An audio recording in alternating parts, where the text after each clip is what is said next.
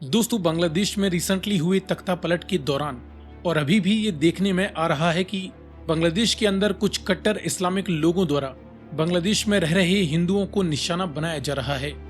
हिंदू मंदिरों को लूटा जा रहा है और तोड़फोड़ को अंजाम दिया जा रहा है।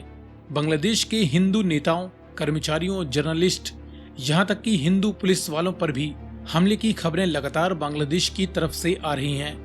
ऐसे में भारत सरकार पर लगातार ये दबाव बढ़ता ही जा रहा है कि वह बांग्लादेश में हिंदुओं की सुरक्षा को सुनिश्चित करे। फिलहाल बांग्लादेश में करीबन 19,000 भारतीय लोग फंसे हैं, जिसमें कुछ स्टूडेंट्स भी शामिल हैं। इसके अलावा बांग्लादेश की कुल आबादी में करीबन 1 करोड़ हिंदू आबादी है, जिनमें से अधिकतर लोग अब भारत की तरफ भागने को मजबूर हो चुके हैं। इसको लेकर रिसेंटली पीएम मोदी ने एक इमरजेंसी मीटिंग को अंजाम दिया है, जिसमें ये फैसला लिया गया है कि भारत बांग्लादेश में भारतीय और हिंदुओं की सुरक्षा के लिए हर संभव प्रयास करने को तैयार है। बांग्लादेश में इस समय मिलिट्री द्वारा सपोर्टेड अंतरिम सरकार का गठन किया जा चुका है,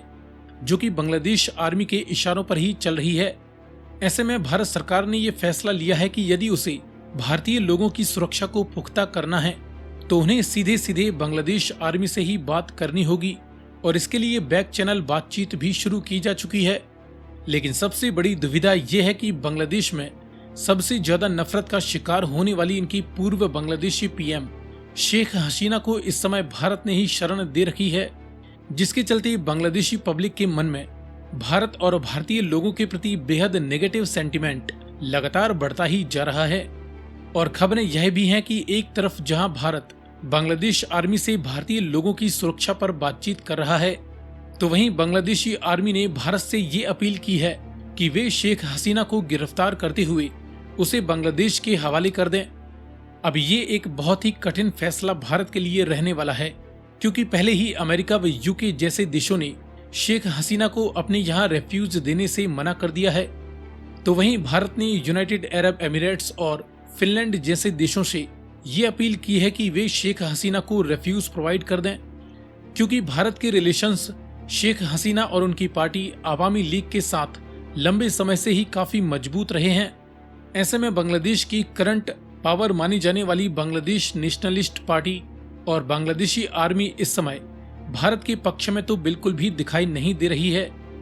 अब इन दोनों ही पड़ोसी देशों के बीच रिश्ते बड़ी तेजी के साथ खराब होने की कगार पर हैं, जिसमें आगे चलकर यदि भारत और बांग्लादेश के बीच कोई मिलिट्री कन्फ्लिक्ट होता है तो बांग्लादेश के पास भले ही भारत से कम वेपन फायर पावर हो, लेकिन इनकी स्ट्रेटेजिक लोकेशन इतनी ज्यादा मजबूत है कि इसके चलते भारत को हमेशा ही इस बात का डर बना रहता है कि यदि बांग्लादेश को किसी बाहरी देश का सपोर्ट मिल जाता है तो ऐसे में नेपाल और बांग्लादेश के बीच मौजूद भारत के चिकन स्नैक माने जाने वाली सिलीगुड़ी कॉरिडोर पर खतरा मंडरा सकता है, जो कि भारत को उसके 7 पूर्वी राज्यों के साथ जोड़ कर रखता है। साथ ही ऐसी और भी कई वजहें हैं जिसके चलते बांग्लादेश के साथ दुश्मनी से ज्यादा दोस्ती रखना भारत के लिए काफी महत्वपूर्ण बन जाता है। ऐसे में नियर फ्यूचर में बांग्लादेश और भारत के बीच कोई बड़ा मिलिट्री कन्फ्लिक्ट तो बहुत ही दूर की बात है। फिलहाल तो भारत बहुत ही केयरफुली सिचुएशन को हैंडल कर रहा है। अब आगे देखना होगा कि मामला किस लेवल तक बढ़ता है और दोनों ही देश किस प्रकार अपने रिश्तों को सामान्य रखने के लिए कोई बीच का रास्ता निकाल पाते हैं।